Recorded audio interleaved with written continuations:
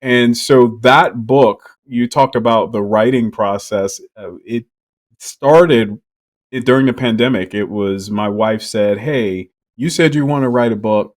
We're going to go to a coffee shop." And we went to a coffee shop, and I put out an outline. And not only did I put out an outline for this book, this was just one of them. It was probably about 7 outlines during that time.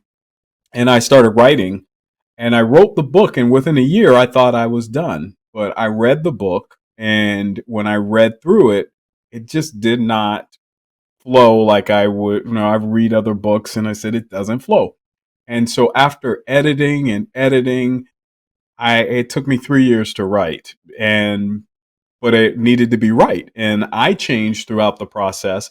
And I learned also the editing process of a book from a perspective of, there are multiple different edits. And most of us only know about the proofreading edit, which that's the last edit, but the developmental edit, which was probably more important for me to understand. And I ended up probably writing that book probably about 2 or 3 times while throughout the years. But one thing I did find out through that is it goes back to your attitude. You got to have the attitude to know. I knew it was going to get done at some point, but even in the midst of that, you are talking to people and telling them, "Hey, I'm gonna write a book," and they're like, "Well, where's that book you were talking about?" Well, you know what? It's coming. It's coming. Yeah. And finally, it did come after 3 years of work. And when it came out, it's helped so many people. It's transformed lives because it's about a process of us authentically becoming us. So on the front of the book, you see a mask, and the mask has a crack in it. Yeah, and it has a little seedling coming out of the mask.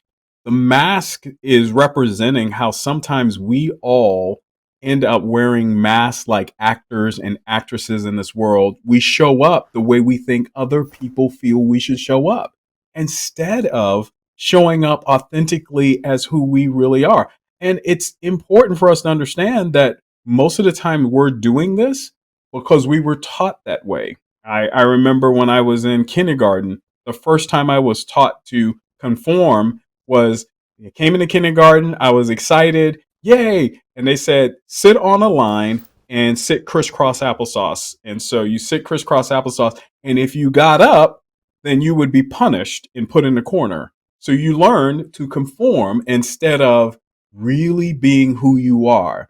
And my encouragement to everyone is to begin to be who you are, because your unique gifting and your purpose is unlike anyone else's. And the world needs more of who you are, because the more you provide that, the more uniqueness you will be able to provide in industry, the more uniqueness you'll be able to provide in your relationships, and you're able to do so much more in this world.